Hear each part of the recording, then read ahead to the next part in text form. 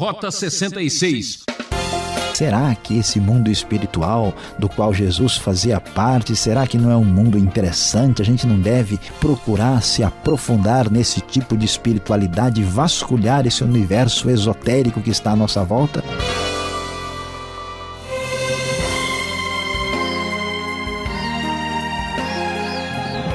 Ouvinte transmundial, aqui é Beltrão anunciando para você mais um programa Rota 66, a trilha que nos liberta da tirania. Hoje vamos iniciar uma nova etapa na série Evangelho. Prepare-se para enfrentar uma das aventuras mais fascinantes do mundo.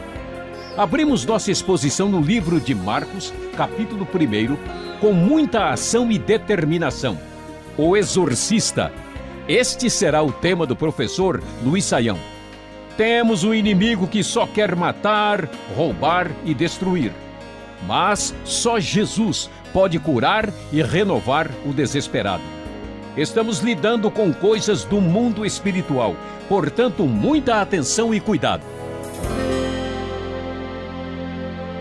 Meu prezado ouvinte, depois de estudarmos o Evangelho de Mateus, certamente vamos perguntar por que temos outro Evangelho. Qual é a necessidade de termos um Evangelho, já que temos o primeiro? E todo mundo que leu um pouco da Bíblia sabe que algumas das histórias que estão em Marcos estão também em Mateus. O fato é que a Bíblia enfatiza a diversidade da posição de cada um dos autores, de cada evangelista. Cada um apresenta a história de Jesus com um enfoque um pouco diferente. Você acompanhou conosco o Evangelho de Mateus, quando Jesus é principalmente descrito como o rei davídico messiânico que cumpriu a expectativa do Antigo Testamento e de suas profecias. Pois é, o Evangelho de Marcos é um evangelho diferente. É um evangelho menor, que tem apenas 16 capítulos. É um evangelho muito mais rápido e imediatista. Ele tem por cerca de 45 vezes o Evangelho fala que imediatamente, logo Jesus passou a fazer isso ou aquilo, enfatiza muito Jesus como servo e a figura do discípulo. E Jesus aqui aparece interagindo mais com a realidade do mundo gentílico, do mundo greco-romano. Então, apesar de ser um outro evangelho, é um evangelho diferente e você deve, sem dúvida, ser informado em que Marcos seguramente é o primeiro dos evangelhos na ordem cronológica. Marcos aqui é um evangelho provavelmente no final dos anos 50 e Mateus seguramente surge bem depois disso, um pouquinho antes dos anos 70, apesar de alguns estudiosos pensarem diferente. Marcos é o mesmo João Marcos que nós encontramos lá em Atos dos Apóstolos. Nós vamos ter por trás da figura de Marcos aqui a pessoa de Pedro, que era aqui o apóstolo responsável por trás de tudo que nós encontramos no Evangelho. Pois é, e este primeiro capítulo começa falando que é o princípio do Evangelho de Jesus Cristo, o Filho de Deus. Ele cita aquilo que nós já vimos anteriormente, aquele famoso texto de Isaías 40, verso 3, né? Enviarei à tua frente o meu mensageiro, ele preparará o teu caminho, voz do que clama no deserto, prepare o caminho para o Senhor, façam veredas retas para ele. E assim aparece aqui a figura de João Batista, o precursor do Evangelho, sendo que em Marcos, diferentemente de Mateus, nós vemos explicitamente sendo informado que está sendo anunciado o reino de Deus, enquanto Mateus prefere usar a expressão reino dos céus. E então, depois desse anúncio, da figura de João Batista, aquele grande profeta que gostava de comer gafanhotos e mel silvestre, tinha hábitos assim diferentes. Em seguida aparece a descrição do batismo e da tentação de Jesus. De maneira muito mais breve do que lá em Mateus, nós vemos aqui resumido o que acontece. A tentação de Jesus é descrita em apenas 2 versículos, quando ele acaba sendo tentado por Satanás durante 40 dias no deserto. E assim, Jesus convoca logo os primeiros discípulos. Observem que a descrição da genealogia de Jesus, do seu nascimento, não são importantes para Marcos, porque isso não tem apelo para o mundo gentílico, o mundo dos gregos e dos romanos, mas isso tinha muito valor para os judeus. E então nós vamos encontrar Jesus começando a convocar os seus discípulos. Diz o verso 16 que, andando à beira do mar da Galileia, Jesus viu Simão e seu irmão André lançando redes ao mar, pois eram pescadores, e disse Jesus: sigam-me e eu os farei pescadores de homens. No mesmo instante eles deixaram as redes e os seguiram. Depois Jesus encontra num barco Tiago, filho de Zebedeu, e João, seu irmão. Os 2 filhos de Zebedeu estavam preparando as suas redes, e eles também são chamados e deixam seu pai Zebedeu com os empregados no barco. Então, Jesus convoca os seus primeiros discípulos aqui e logo aparece o texto mostrando Jesus já no seu ministério diretamente. Você deve se lembrar que a região de Israel, que na época é a província palestina lá dos romanos, é dividida em Judeia, né? A região de Samaria e a região da Galileia. Galileia fica ao norte, e era a região desprezada por aqueles que viviam na Judeia. E Jesus faz o seu ministério lá, e lá vamos já encontrar o que o texto nos diz, conforme a Nova Versão Internacional da Bíblia, a partir do verso 21. Eles foram para Cafarnaum, e logo que chegou o sábado, Jesus entrou na sinagoga e começou a ensinar. Todos ficavam maravilhados com o seu ensino, porque ele ensinava como alguém que tem autoridade, não como os mestres da lei. Justo naquele momento, na sinagoga, um homem possesso de um espírito imundo gritou: "Que queres conosco, Jesus de Nazaré? Viesse para nos destruir? Sei quem tu és, o Santo de Deus." Meu prezado ouvinte, esse texto não aparece no Evangelho de Mateus. Jesus está ali na sinagoga e, de repente, um homem dominado por um demônio. Os evangelhos descrevem os demônios como um espírito impuro ou um espírito imundo. Este homem, não a partir dele, mas da entidade que o dominava, grita e reconhece quem é Jesus. Jesus vai ser destacado em Marcos como o exorcista, porque nós sabemos que por trás desse mundo em que nós vivemos, o mundo material, o mundo fenomenológico, o mundo que se apresenta aos nossos olhos, existe uma realidade espiritual além dos nossos sentidos. Portanto, o que vamos descobrir aqui é que estes espíritos maus reconhecem e sabem quem Jesus é. E eles estão apavorados e são obrigados a, vamos dizer assim, a baixar a guarda e a temer o verdadeiro Filho de Deus. Vieste para nos destruir? Sei quem tu és, o Santo de Deus. Imagine como o povo deve ter ficado apavorado diante desta experiência inusitada. E Jesus responde: cale-se e saia dele. O espírito imundo sacudiu o homem violentamente e saiu dele gritando. Todos ficaram tão admirados que perguntavam uns aos outros: o que é isto? Um novo ensino? E com autoridade. Até aos espíritos imundos ele dá ordens e eles lhe obedecem. As notícias a seu respeito se espalharam rapidamente por toda a região da Galileia.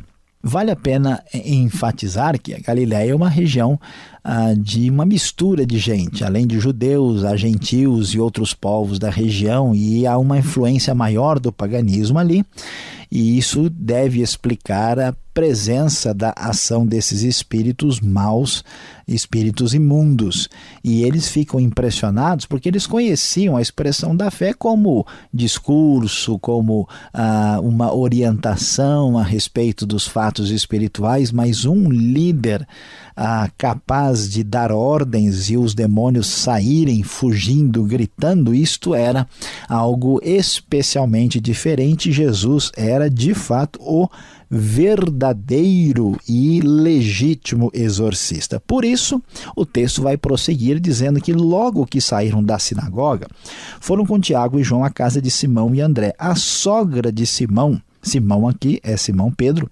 estava de cama com febre e falaram a respeito dela a Jesus. Então ele se aproximou dela, tomou-a pela mão e ajudou-a a levantar-se. A febre a deixou e ela começou a servi-los. Jesus tem poder sobre os demônios e Jesus mostra poder sobre as enfermidades, curando aqui a sogra de Pedro. Ao anoitecer, prossegue o texto, depois do pôr do sol, o povo levou a Jesus todos os doentes e os endemoniados. Toda a cidade se reuniu à porta da casa. E Jesus curou muitos que sofriam de várias doenças, também expulsou muitos demônios.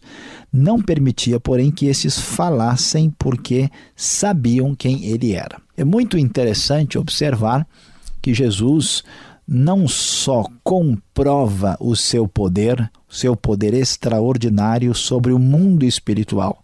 Não existe nenhum poder, nenhuma entidade, nenhuma força espiritual comparável a Jesus. A pessoa que busca poderes espirituais aí neste mundo, de certa forma está gastando tempo sem necessidade, porque deveria buscar o poder maior, que é o poder daquele que é o Espírito de luz máximo, o próprio Senhor Jesus. Ele sim, o Emanuel, não há necessidade de buscar nenhum ser subalterno. Então Jesus, mostrando o seu poder sobre os espíritos, mostrou o seu poder sobre as enfermidades e as doenças, e uma coisa interessante, segundo vemos aqui no Evangelho, Jesus não tinha interesse em espetáculos. Jesus queria mostrar o seu poder, ele tinha de fato toda a capacidade absoluta de exorcismo. Quando o espírito imundo se manifestou na sinagoga, Jesus disse: "Cale-se e saia dele". E depois o texto nos diz, em Marcos 1,34, que ele não permitia que estes falassem porque sabiam quem ele era. Jesus não só não queria apressar as coisas, anunciar os detalhes de sua missão, há uma espécie de segredo sobre a missão de Jesus no Evangelho de Marcos, mas Jesus também não queria usar das pessoas ou dos demônios para fazer um espetáculo que estava de alguma forma chamando a atenção das pessoas. E assim o capítulo 1 de Marcos vai chegando ao final, sendo que ainda há uma menção breve nos próximos versículos sobre o fato de Jesus estar se dedicando à oração num lugar deserto, e o texto mesmo do capítulo vai terminar anunciando aqui a cura de um leproso, enfatizando mais uma vez como Jesus estendendo a mão, tocando no leproso que queria ser curado, e a lepra o deixou. A lepra deixava a pessoa numa situação de impureza e de ostracismo social e distanciamento. Era proibido tocar num leproso. Jesus o cura completamente, e reforçando mais uma vez este segredo do ministério de Jesus, o texto nos diz que Jesus mandou que ele fosse mostrar ao sacerdote e oferecer pela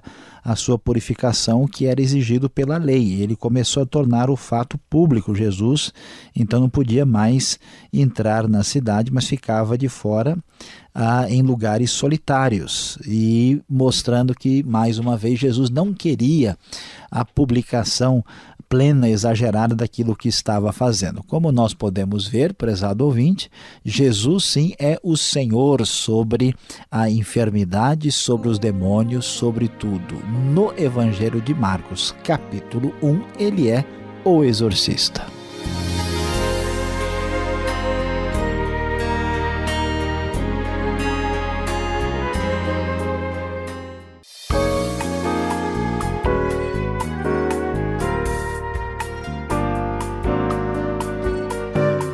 Você está junto com a gente, começando uma nova série, o Evangelho de Marcos, capítulo 1. O professor Luiz Saião trouxe a exposição e agora nós vamos entender um pouco mais quem é este evangelista. Professor, por que Marcos escreveu um evangelho assim tão diferente? Ele era apóstolo? Ele tinha mais influência do que os outros? Pastor Alberto, a grande questão que está envolvida aqui no Evangelho de Marcos tem a ver com um evangelho voltado especificamente para o ambiente não judaico. A gente observa que Marcos é muito objetivo e direto, né? Nós vamos encontrar no Evangelho um Evangelho que vai direto ao ponto e fala muito do que Jesus de fato fez, da sua ação. Não se gasta tempo, né, falando do nascimento, né, da genealogia, porque isso era uma coisa voltada para o ambiente judaico. Então Marcos tem esse elemento distinto e particular. Agora a gente fica pensando, mas como assim? Quem é que escrevia evangelho no tempo do Novo Testamento? Não tinha que ser um apóstolo? É verdade, todos os escritos do Novo Testamento e até do Antigo tinham que ter um referencial assim de comprovação da sua origem, e para ser autor tinha que ser apóstolo. Se não fosse apóstolo, tinha que ser alguém que estava debaixo da orientação de um apóstolo. No caso de Marcos, né, nós vamos claramente perceber que quem está por trás da tradição de Marcos é Pedro, o que garante, portanto, vamos dizer assim, a segurança deste evangelho. Então, dessa forma, podemos entender estas questões introdutórias sobre o evangelho de Marcos, ou primeiro dos 4 evangelhos. Essa dinâmica que Marcos apresenta no primeiro capítulo, ele mostra o confronto de Jesus já com o inimigo. O verso 27 vai falar sobre espíritos imundos. Professor Luiz Saião, o que quer dizer um espírito imundo que aparece aqui? Existe alguma semelhança, algum contato com o espírito de porco, por exemplo? Pastor Alberto, meio esquisito esse negócio de espírito imundo, né? Que história é essa? Que coisa estranha. A questão é a seguinte, todo o contexto do Velho Testamento, ele sempre falava e discutia muito a questão de pureza e impureza. Tinha a questão da pureza cerimonial, né? Tinha a questão da pureza religiosa propriamente dita. Era necessário estar em dia para com Deus, e tudo aquilo que fugisse dessa realidade era percebido como algo impuro e que, portanto, não agradava a Deus do jeito que Deus deveria ser agradado. Então essa mesma linguagem é aplicada aos espíritos, que são espíritos, na verdade, pastor Alberto, são espíritos maus, são demônios que, por causa da sua distância, do seu afastamento de Deus, são assim denominados nas Escrituras. É importante todo mundo prestar atenção e saber que existem espíritos enganadores e maus que querem destruir a vida das pessoas. Isso é uma realidade claramente apresentada na Bíblia. Logo no primeiro capítulo de Marcos, a gente já encontra assim um certo estresse de muitas curas, exorcismo. Logo no início deste evangelho, há alguma razão forte para isso estar acontecendo logo na entrada aqui?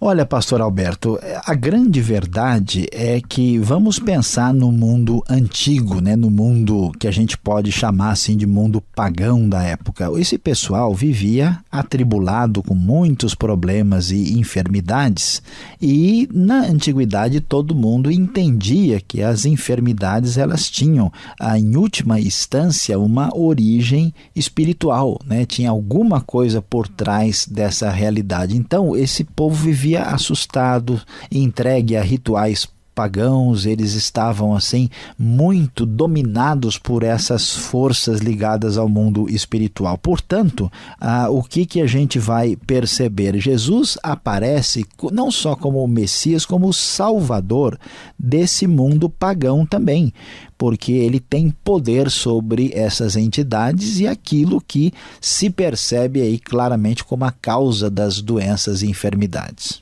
Agora, Marcos dá muita ênfase neste início de evangelho, falando muito sobre deserto, lugares ermos. Qual a intenção dele aqui? Essa questão do deserto, ela é interessante, né? Existe uma tradição, de um lado, assim, positiva sobre o deserto, né? Deus falou com Moisés no deserto, Deus falou com diversos dos seus chamados num lugar deserto. No entanto, o deserto também era um lugar meio assustador, era um lugar de impureza, era um lugar, assim, que às vezes se imaginava como ligado a influências negativas, mas a ideia aqui é mais um lugar de retiro, né? É um lugar do afastamento, né? O deserto aqui a gente tem que entender que não é sempre um monte de areia, o deserto é um lugar solitário. A ênfase aqui é lembrando especialmente daquela condição de nós separarmos, né, a realidade do nosso tempo para ser dedicado a Deus devidamente. Esse que é o enfoque principal que vamos encontrar aqui. Agora, interessante que nós vamos ver Jesus chamando os seus discípulos, formando, né, o seu colégio apostólico, certo? Mas a gente não vê nestes nomes homens religiosos, homens que conheciam as Escrituras. Por que isso? Olha, é interessante, pastor Alberto. A gente vai ver que a proposta de Jesus, de fato, é diferente, né? Jesus, ele veio mostrando aqui uma atitude bastante humilde, alguém que não veio agir de acordo com as expectativas de sua época, e a gente vai perceber que a religião organizada estava aqui numa situação muito difícil. A mensagem de Jesus é para gente comum, para uma pessoa que tem o coração aberto e que deseja servir a Deus de verdade, não pessoas que tenham maneirismos religiosos e que queiram impressionar os outros pela sua pretensa espiritualidade. Obrigado, Sayão, e você que está começando a acompanhar esta série, temos muito o que dizer, mas acompanhe essa aplicação.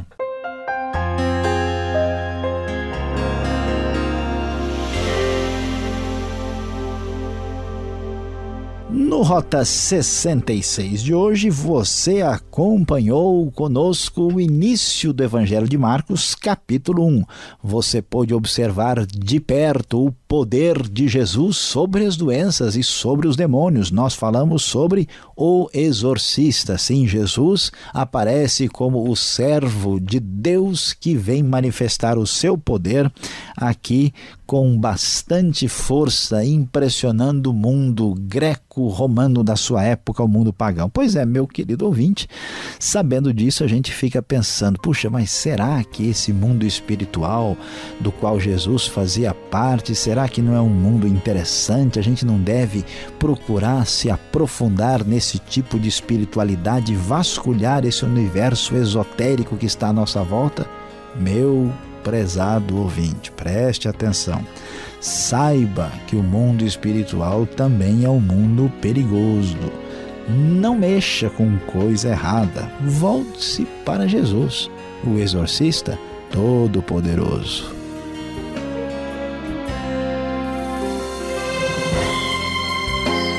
Que pena! Nosso tempo acabou.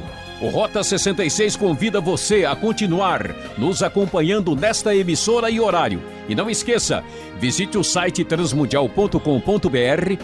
Esta é mais uma realização transmundial. E esperamos você no próximo programa.